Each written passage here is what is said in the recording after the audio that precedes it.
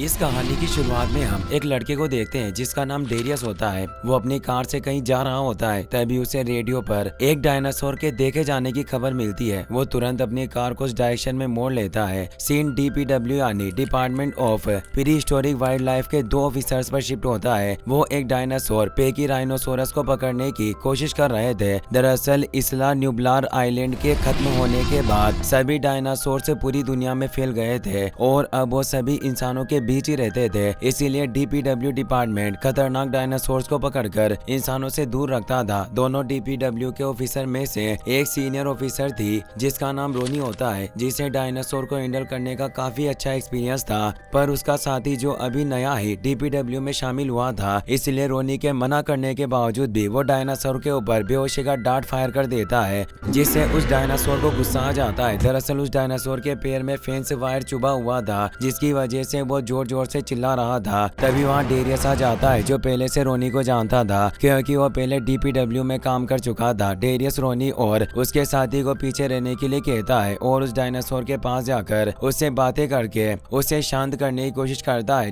Darius धीरे धीरे उस डायनासोर के करीब जाता है और एक फ्रूट उठाकर उसे खिलाने की कोशिश करता है। वो डायनासोर फ्रूट को खाने के लिए जैसे ही आगे बढ़ता है और अपना पैर जमीन पर रखता है, उसके पैर में दर्द होता है, जिससे वो चिल्लाने लग गया। डेरियस से देखकर समझ गया कि डायनासोर के पैर में कुछ चुभा हुआ है, इसीलिए वो पैर में चुभे वायर को निकाल देता है, जिससे उस डायनासोर का दर्द खत्म हो जाता है और वो शांत हो जाता है। डेरियस उस डायनासोर को फ्रूट खिलाता है। इसके बाद डेरियस रोनी के पास आता है तो रोनी के साथ वाला ऑफिसर डेरियस को पहचान जाता है, क्योंकि अब डेरियस और उसकी न्यूब्लार 6 टीम बहुत ज्यादा फेमस हो चुकी थी और हर इंसान उन्हें जानता था, इसीलिए वो डेरियस को देखकर बहुत खुश होता है। दरअसल डेरियस जुरासिक वर्ल्ड के क्रेटाशियस की न्यूब्लार 6 टीम का मेंबर था, जो अपने 5 दोस्तों के साथ इसला न्यूब्लार आइलैंड से जिंदा बचकर निकला था। रोनी डेरियस से कहती है कि अगर तुम्हें डायनासोर को पकड़ने का इतना ही शौक है तो तुम फिर से DPW ज्वाइन क्यों नहीं कर लेते। डेरियस रोनी को बताता है कि मैं बस एक डायनासोर को ढूंढ रहा हूँ। डेरियस को उदास देखकर रोनी उससे कहती है कि मैं जानती हूँ कि तुम बहुत उदास हो, लेकिन उस डायनासोर को पकड़ने से तुम्हारी फ्रेंड वापस नहीं आएगी। लेकिन डेरियस रोनी की बात को मजाक में टाल देता है, क्योंकि वो किसी भी कीमत पर उस डायनासोर को पकड़ना चाहता था। दरअसल डेरियस की फ्रेंड जिसका नाम ब्रुकलिन था, उसे एक एलोसोरस ने मार दिया था और अब डेरियस उस एलोसोरस को पकड़ना चाहता था। डेरियस को खबर मिली थी कि वो एलोसोरस उसके ही एरिया में घूम रहा है, इसीलिए वो रेडियो पर डायनासोर की खबर सुनकर वहाँ आया था। डेरियस और रोनी बात कर रहे थे, तभी वहाँ वही एलोसोरस आ जाता है जिसने ब्रुकलिन को मारा था। वो उन सभी के ऊपर अटैक कर देता है। डेरियस उस एलोसोरस की आंख देखकर उसे पहचान जाता है और उसे बेहोश करने के लिए रोनी की ट्रंकलाइजर गन से उस पर फायर करने की कोशिश करता है, लेकिन तभी वहाँ दूसरा डायनासोरस आ जाता है जो एलोसोरस पर अटैक कर रहा होता है, जिससे अब एलोसोरस वहाँ से भाग जाता है। एलोसोरस बहुत दूर चला गया था, इसीलिए डेरियस उसके ऊपर फायर नहीं कर पाता, लेकिन डेरियस को किसी भी कीमत पर उस डायनासोर को पकड़ना था, इसीलिए वो अपने मिनी ट्रक में बैठकर उस डायनासोर का पीछा करने लगता है। लेकिन जैसे ही डेरियस उस डायनासोर के पास पहुंचता है, उसके ट्रक का टायर एक गड्ढे में चला जाता है और पंचर हो जाता है, जिससे उसकी कार घूम जाती है और वो डायनासोर बचकर निकल जाता है। डेरियस बहुत उदास होता है। तभी वहाँ रोनी भी आ जाती है। डेरियस रोनी से कहता है कि मैं आज उसे पकड़ लेता, लेकिन वो बच गया। तभी रोनी की कार के रेडियो पर अलर्ट आता है कि एलोसोरस मार्शल रिस की ओर जा रहा है। ये सुनकर डेरियस अपनी कार में बैठ गया और मार्शल रिस की ओर जाने लगता है, लेकिन तभी रोनी डेरियस से अपनी गन ले लेती है और डेरियस से कहती है कि अब तुम DPW के मेंबर नहीं हो, इसीलिए अपने घर जाओ और आराम करो। तभी डेरियस को पता चलता है कि उसके ट्रक का टायर भी पंचर है, इसीलिए अब वो उदास होकर अपनी फ्रेंड ब्रुकलिन को कॉल करता है, लेकिन ब्रुकलिन मर चुकी थी और डेरियस उसकी आवाज सुनने के लिए उसे वॉइसमेल भेजा करता था। वो उसे कहता है कि मुझे तो एलोसोरस मिल गया है और अब वो नहीं बचेगा। ये कहकर डेरियस अपनी कार को लेकर अपने घर जाता है, जहाँ से वो कुछ वेपन्स लेकर एलोसोरस को पकड़ने के लिए जाने वाला था, इसीलिए वो अपने मिनी ट्रक का टायर बदलने के लिए स्टेपनी निकालता है। लेकिन जब वो उस टायर को जमीन पर रखता है तो उसे पता चलता है कि वो टायर भी पहले से पंचर पड़ा था। ये देखकर डेरियस को अपनी किस्मत पर बहुत गुस्सा आता है, लेकिन अब वो कुछ नहीं कर सकता था, इसीलिए वो फिर से घर के अंदर आ जाता है। तभी डेरियस के भाई का कॉल आता है। डेरियस ने अपनी कार से कई हफ्तों से बात नहीं की थी, इसीलिए उसके भाई को उसकी चिंता हो रही थी। डेरियस अपने भाई से बात करने के बाद अपनी फ्रेंड्स की पुरानी वीडियो देखता है, जिसमें से सभी आइलैंड से बचने के बाद इंटरव्यू दे रहे थे और बहुत खुश थे। लेकिन अब डेरियस को उन लोगों से मिले महीने हो गए थे। डेरियस अपने फ्रेंड्स को याद करते हुए वहीं सो जाता है, लेकिन तभी रात में उसे एक कॉल आता है जिसमें उसकी नींद खुल जाती है। उस कॉल पर कोई नहीं था। तभी डेरियस को उसके फेंस अलार्म की आवाज आती है, जिससे वो समझ जाता है कि किसी ने उसके फेंस का गेट खोला है। इसीलिए अब वो अपना डायनासोर पकड़ने वाला इलेक्ट्रिक वेपन लेकर गेट खोलता है और उसे बाहर अटैक करता है। डेरियस को पता नहीं था कि बाहर कौन है, लेकिन जैसे ही वो देखता है कि बाहर उसका फ्रेंड बेन है तो अपना वेपन ऑफ कर देता है और थोड़ा हैरान हो जाता है क्योंकि बेन अचानक से आधी रात को उसके घर आया था। डेरियस उसे वहां देखकर खुश होता है और उसे गले लगा लेता है, पर बेन को देखने पर ऐसा लग रहा था कि वो बहुत ज्यादा डरा हुआ था। बेन डेरियस को घर में लेकर आता है और गेट बंद कर देता है। डेरियस बेन से बातें कर रहा था, लेकिन बेन घर की लाइट से बंद कर रहा था और विंडोज भी बंद कर देता है। यह देखकर डेरियस समझ आता है कि बेन उसके पास किसी प्रॉब्लम की वजह से आया है। इसीलिए वो बेन से पूछता है कि तुम अचानक रात में मेरे पास क्यों आए हो, आखिर बात क्या है। बेन थोड़ा हिचकिचाता हुआ कि बताता है कि ब्रुकलिन की डेथ एक सोचा समझा मर्डर था, क्योंकि उस रात ब्रुकलिन ने तुम्हें वहाँ क्यों बुलाया था और ब्रुकलिन वहाँ क्या करने वाली थी। तुम ये नहीं जानते कि ब्रुकलिन तुम्हें क्या बताने वाली थी। दरअसल जब ब्रुकलिन मरी थी तब उसने डेरियस को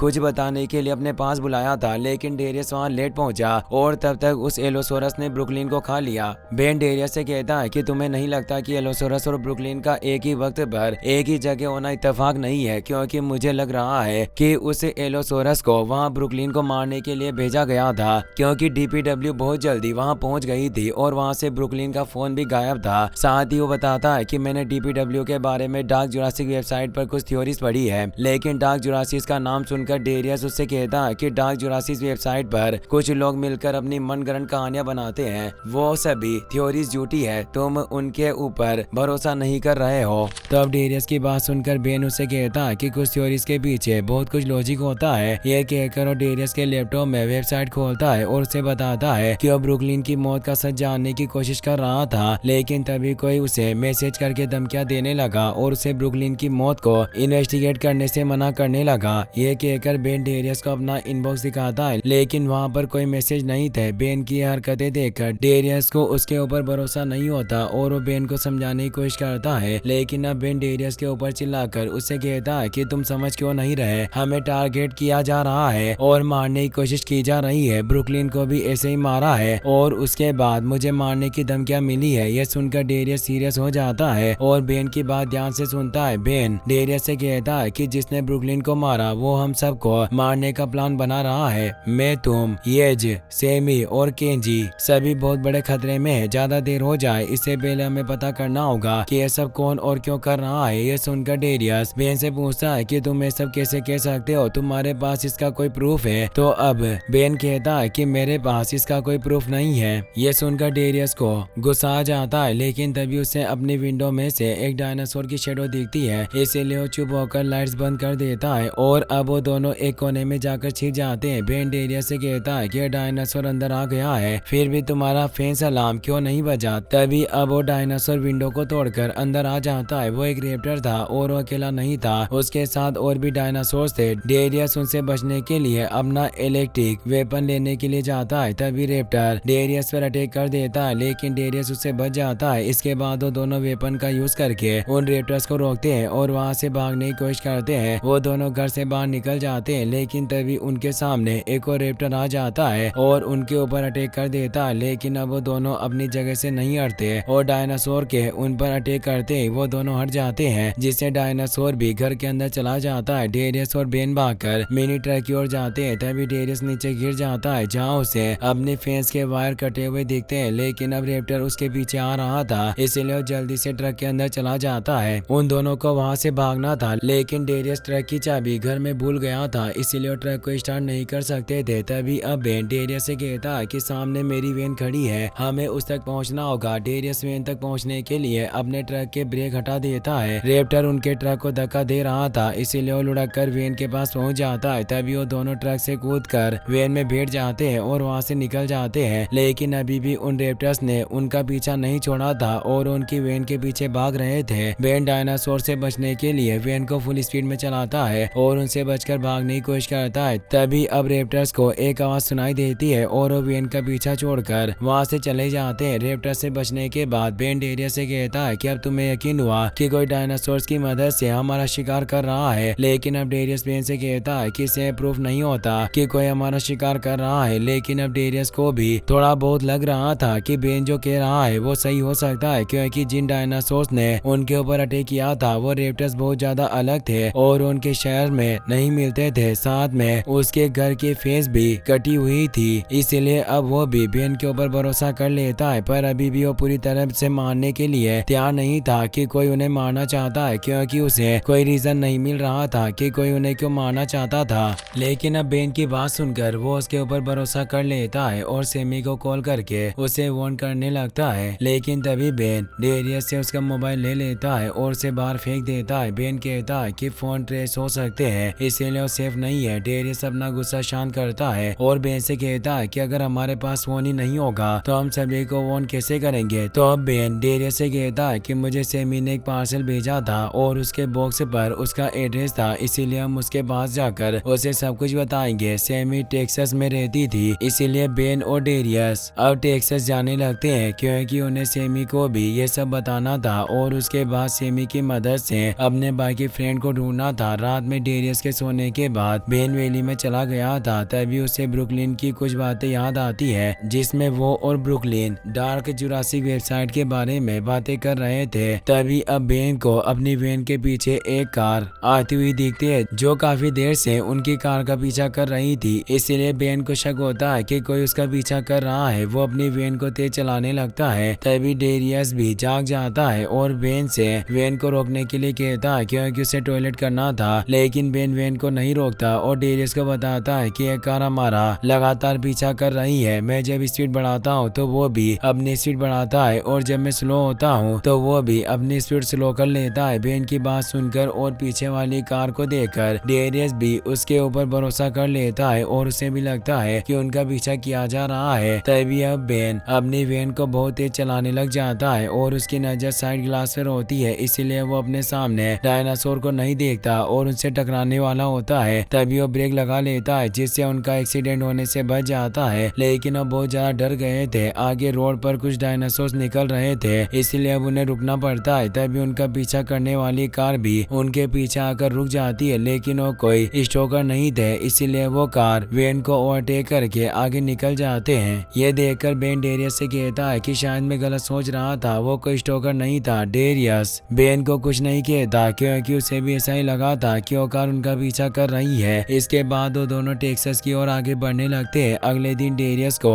बहुत जोर से टॉयलेट आ रहा होता है, लेकिन बेन उसके लिए वैन नहीं रोक रहा था। पर तभी वैन का पेट्रोल भी खत्म होने वाला था, इसलिए बेन को एक पेट्रोल स्टेशन पर रुकना पड़ता है। उस पेट्रोल स्टेशन पर एक डायनासोर था जो वहाँ सोया हुआ था, लेकिन वो खतरनाक नहीं था, इसीलिए बेन और डेरियस वहाँ रुककर पेट्रोल भरने लगते हैं और डेरियस भी टॉयलेट कर लेता है। लेकिन जब बेन पेट्रोल भर रहा था, उसे वहाँ एक आदमी दिखता है जो कॉल पर किसी को जल्दी से जल्दी आने के लिए कह रहा था। इसीलिए बेन उस आदमी की बात सुनकर फिर से डर जाता है और उसे अपना दुश्मन समझ लेता है। वो सोचता है कि वो ट्रैप में फंस चुके हैं और वो वहाँ से नहीं बच सकेंगे। लेकिन तभी वहाँ डेरियस आ जाता है। वो बेन से वैन में पेट्रोल भरने के लिए कहता है और पैसे देने के लिए उसी आदमी के पास चला जाता है जो फोन पर बात कर रहा था। दरअसल वो आदमी उस पेट्रोल स्टेशन का ओनर था और उसने DPW को कॉल किया था, क्योंकि वो जल्दी से जल्दी डायनासोर को वहाँ से भगाना चाहता था। लेकिन अब बेन डेरियस से कहता है कि हम यहाँ नहीं रुक सकते, हमें यहाँ से निकलना होगा। मुझे उस आदमी पर बिल्कुल भी भरोसा नहीं है। बेन की बात सुनकर डेरियस उससे कहता है कि तुम डरना बंद करो, कोई हमारा पीछा नहीं कर रहा और ये आदमी पेट्रोल स्टेशन का ओनर है, ये हमें कुछ नहीं करेगा। लेकिन अब डेरियस की बात सुनकर बेन उसके ऊपर चिल्लाने लग जाता है और उससे कहता है कि तुम मेरी बात नहीं समझ रहे और सब कुछ बहुत हल्के में ले रहे हो। किसी ने हमें धमकी दी है और हमारी एक फ्रेंड को मार दिया। तुम बस इस सिचुएशन से डरकर भाग रहे हो, वैसे ही जैसे ब्रुकलिन के मरने से पहले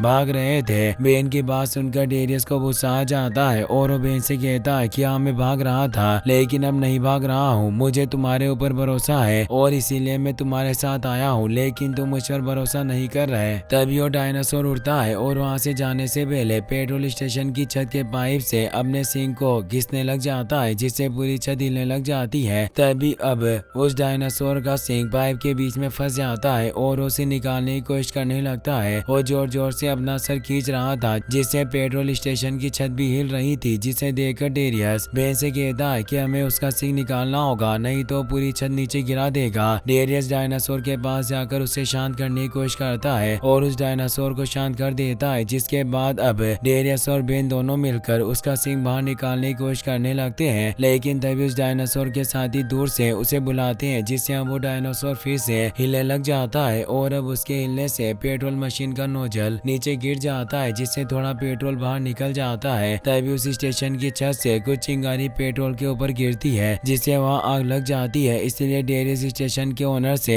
फायर एक्सटिंग्विशर लाने के लिए कहता है और फिर से डायनासोर का सिंह खींचकर निकालने की कोशिश करने लगता है। डेरियस और बेन अपनी पूरी ताकत लगाकर उस डायनासोर का सिंह पाइप से निकाल देते हैं, लेकिन अब वहाँ आग फैल गई थी। इसलिए बेन फायर एक्सटिंग्विशर की मदद से आग को बुझा देता है और पेट्रोल स्टेशन को ब्लास्ट होने से बचा लेता है। इसके बाद अब पेट्रोल स्टेशन का ओनर डेरियस और बेन को थैंक यू कहता है और उनसे पूछता है कि क्या तुम्हें डायनासोर से डर नहीं लगता। तो अब बेन उसे कहता है कि हमें बहुत ज्यादा डर लगता है, लेकिन हम एक दूसरे पर भरोसा करते हैं, इसीलिए हमारा डर कभी हमारे ऊपर हावी नहीं होता। इसके बाद वो दोनों वहाँ से जाने लगते हैं, लेकिन तभी ओनर उन्हें रोकता है और उनकी मदद करने और पेट्रोल स्टेशन को बचाने के लिए उन्हें खाने के लिए बहुत सी चीजें दे देता है। इसीलिए बेन डेरियस से कहता है कि मैं मानता हूँ कि मैं फिर से गलत था। बेन की बात सुनकर डेरियस मुस्कुराता है और वो फिर से टेक्सास के लिए निकल जाते हैं। लेकिन पेट्रोल स्टेशन से निकलते ही डेरियस को एक कार दिखती है जो शायद वहाँ रुककर उन्हीं का इंतजार कर रही थी। डेरियस को वो कार कुछ अजीब लगती है, लेकिन उसके ऊपर ध्यान नहीं देता और वो दोनों बातें करने लग जाते हैं। फिर हमें कार को दिखाया जाता है जो उनके निकलने के बाद फिर से उनके पीछे चली जाती है, क्योंकि वो कार उनका पीछा ही कर रही थी। डेरियस और बेन टेक्सास पहुंच जाते हैं और सेमी के घर आने के बाद वो उसे सब कुछ बताने के लिए उसके घर के अंदर जाने लगते हैं। लेकिन तभी उन्हें घर के अंदर से कुछ जलने की स्मेल आती है, इसीलिए वो दोनों दौड़कर घर के अंदर जाते हैं जहाँ पर बहुत सारा धुआं था। इसीलिए अंदर जाकर सेमी को आवाज देने लगते हैं। वो धुएं को देखकर बहुत ज्यादा डर गए थे, पर अब उसकी आवाज सुनकर सेमी किचन से बाहर आती है और उन्हें देखकर बहुत खुश होती है। वो उन्हें गले से लगा लेती है और बताती है कि मेरा केक जल गया है, इसीलिए यहाँ बहुत धुआं हो गया, लेकिन तुम चिंता मत करो, मैंने दूसरा केक ओवन में रख दिया है। बेन और डेरियस सेमी को सब कुछ बताना चाहते थे और बताने की कोशिश भी करते हैं, लेकिन वो अपने काम में इतनी बिजी थी कि उनकी बात ही नहीं सुनती। दरअसल वो वहाँ अकेली रहती थी और उसकी किसी से बात नहीं होती थी, इसीलिए अपने आप को बिजी रखकर खुद को उदास होने से रोकने की कोशिश करती है। बेन से बातें करते हुए उसे याद आता है कि बेन बम्पी से मिलना चाहेगा, क्योंकि वो बम्पी को सबसे ज्यादा पसंद करता था। दरअसल बम्पी एक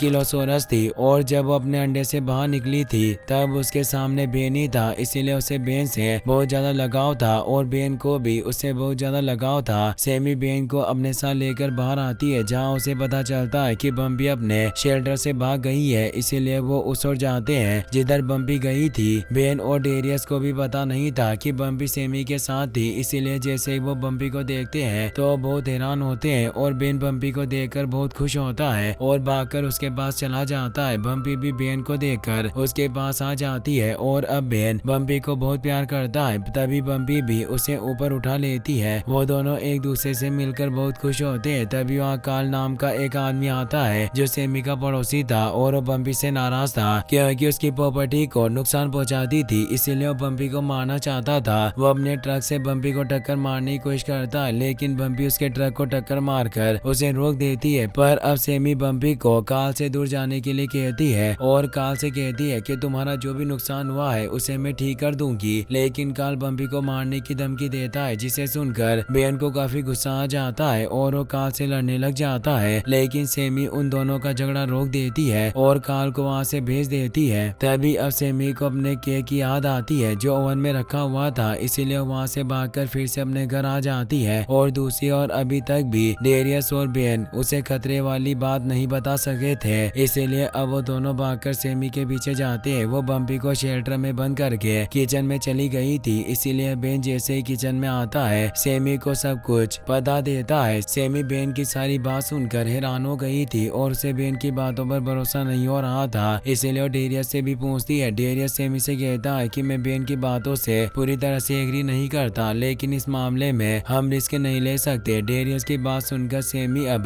समझ जाती है कि उन्हें अपने बाकी फ्रेंड्स को अलर्ट करना होगा। ये कहकर वो अपना सामान पैक करने के लिए जाने लगती है। वो उस रूम में जाती है जहाँ ब्रुकलिन रही थी और उस रूम में एक चेयर पर अभी भी ब्रुकलिन का जैकेट पड़ा हुआ था, जिसे देखकर सेमी को ब्रुकलिन की याद आ जाती है और उसकी आंखों में आंसू आ जाते हैं। वो अपने आंसुओं को छिपाकर फिर से अपने काम पर लग जाती है और केंजी के एड्रेस का मैप ढूंढने लगती है। तभी सेमी के घर की लाइट चली जाती है, इसीलिए अब उसे लगता है कि यह सब काल का काम है। डेरियस और बेन टॉर्च लेकर बम्पी के पास जाते हैं क्योंकि काल बम्पी को चोट पहुंचा सकता था और सेमी अब लाइट्स को ऑन करने के लिए जाती है। बेन और डेरियस बाहर जाकर देखते हैं तो उन्हें काल की कार दिखती है, लेकिन उसके अंदर काल मरा हुआ पड़ा था, इसीलिए डेरियस और बेन छिप जाते हैं। तभी उन्हें वही रैप्टर्स दिखते हैं जिन्होंने डेरियस के घर पर अटैक किया था। डेरियस बेन से कहता है कि हम मेरे घर से 1000 मील दूर है, ये रैप्टर्स यहाँ कैसे आ सकते हैं। तो अब बेन बम्पी के शेल्टर की ओर देखकर डेरियस से कहता है कि अगर बम्पी शेल्टर के अंदर रहेगी तो ये रैप्टर्स उसे मार देंगे, मुझे उसे बाहर निकालना होगा।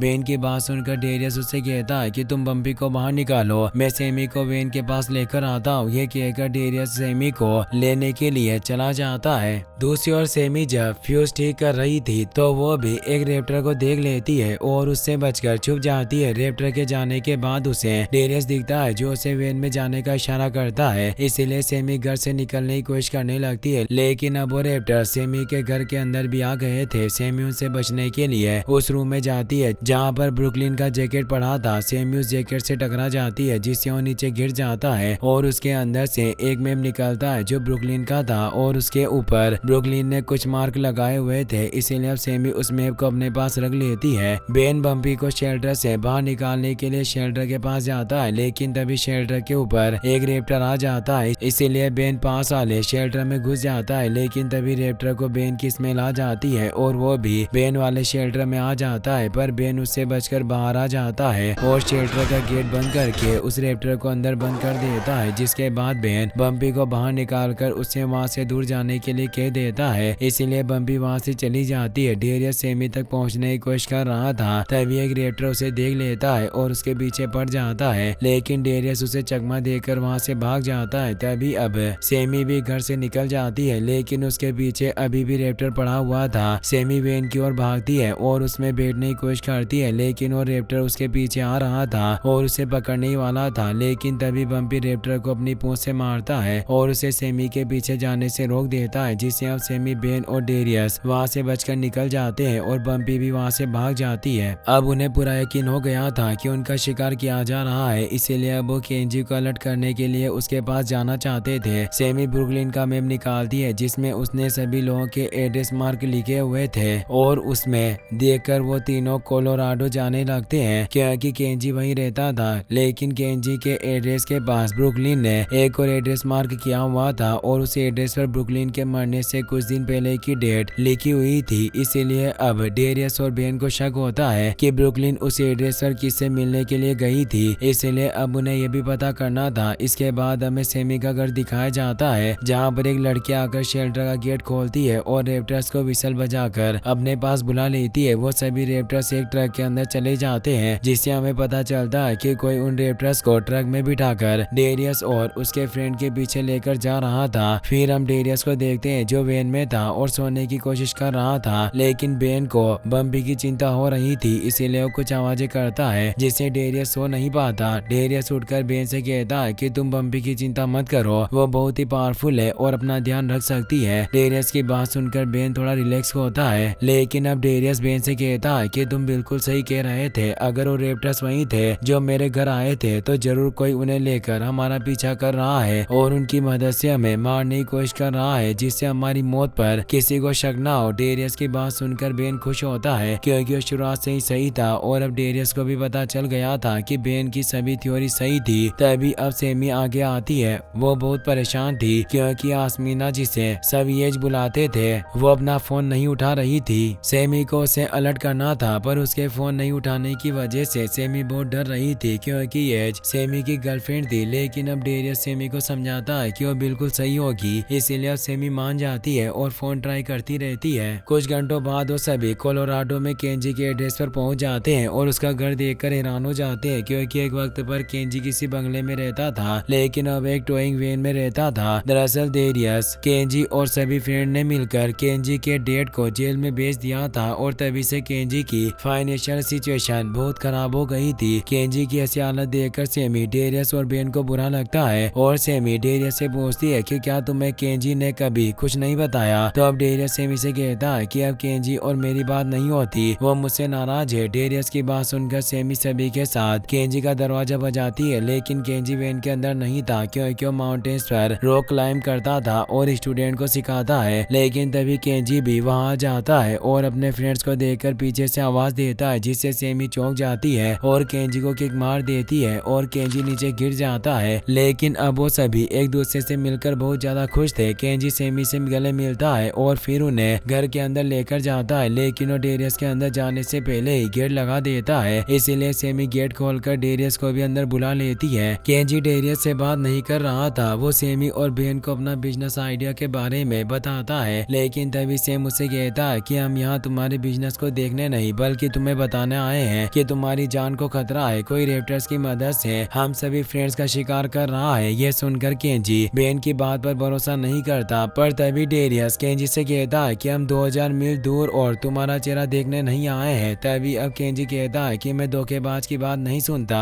दरअसल केंजी डेरियस से नाराज था क्योंकि ब्रुकलिन केंजी की गर्लफ्रेंड थी, लेकिन जब वो मरी उसने डेरियस को बुलाया था और डेरियस उसके पास नहीं गया था। इसलिए केंजी को लग रहा था कि अगर डेरियस टाइम पर उसके पास पहुंच जाता तो बच सकती थी और इसीलिए केंजी डेरियस को धोखेबाज बोल रहा था। लेकिन अब बेन केंजी को बताता है कि ब्रुकलिन की मौत एक्सीडेंट से नहीं बल्कि एक मर्डर था। ये सुनकर अब केंजी चौंक जाता है। बेन उसे कहता है कि उस रात उस एलोसोरस को वहाँ ब्रुकलिन को मारने के लिए भेजा गया था, लेकिन अब केंजी सभी से कहता है कि उसकी मौत एलोसोरस की वजह से नहीं बल्कि किसी की लापरवाही की वजह से हुई है। यह कहकर और डेरियस की ओर मुंह करता है और अब डेरियस अपना सर झुका लेता है। सेमी केंजी से कहती है कि ब्रुकलिन ने मरने से कुछ दिनों पहले अपने मैप में एक लोकेशन मार्क की है जो यहाँ से बहुत पास है, इसीलिए क्या तुम जानते हो यहाँ कौन रहता है और क्या तुम यहाँ कभी गए हो? ब्रुकलिन का मैप देखकर केंजी सभी से कहता है कि मैं यहाँ कभी नहीं गया, लेकिन यहाँ मेरे डैड रहते हैं। केंजी की बात सुनकर सभी लोग चौंक जाते हैं क्योंकि ब्रुकलिन उस आदमी से मिलने के लिए गई थी जो उन्हें मारना चाहता था। इसीलिए अब वो सभी केंजी से कहते हैं कि हमें तुम्हारे डैड से मिलकर उनसे पूछना होगा कि ब्रुकलिन वहाँ क्यों आई थी। लेकिन अब केंजी अपने डैड से मिलने से मना कर देता है और सभी से नाराज हो जाता है। वो सभी से कहता है कि मैं उस इंसान से नहीं मिलना चाहता जिसने मेरी पूरी जिंदगी बर्बाद कर दी। मैंने बहुत मुश्किल से अपना बिजनेस शुरू किया है, उन्होंने मेरी कोई मदद नहीं की, मैं उनसे नहीं मिलूंगा।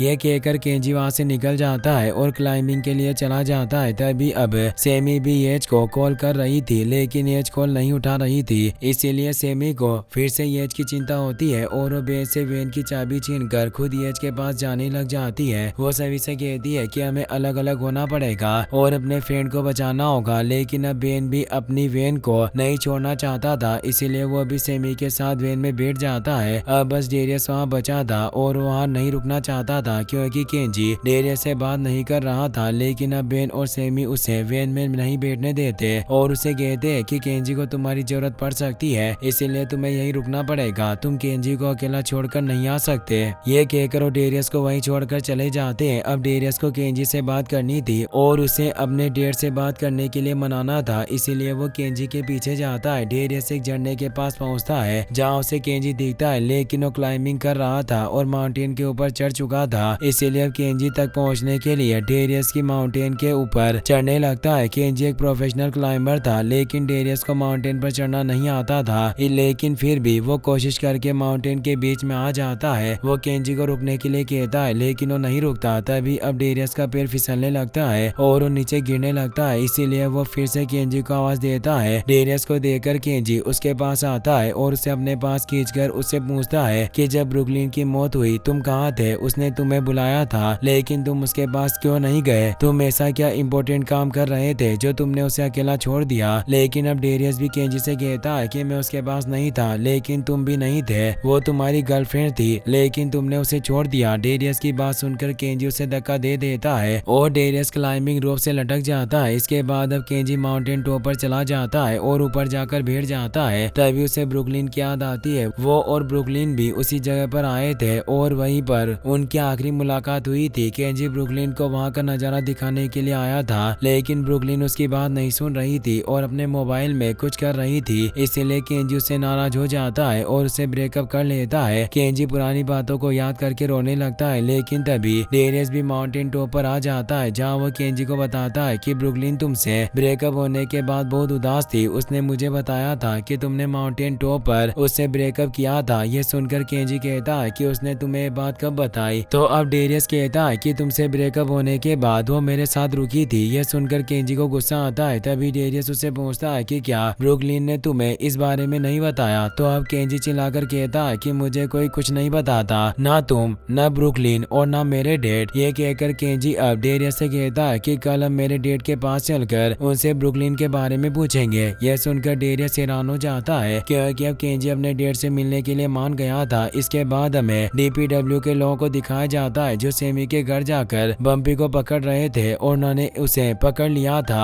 इसी के साथ ये कहानी यहीं पर खत्म हो जाती है। गाइस, अगर आप इसका नेक्स्ट पार्ट भी जल्दी देखना चाहते हो तो इस वीडियो का 5 के लाइक जल्दी पूरा कर देना। मिलते हैं नेक्स्ट एपिसोड में। Thanks for watching.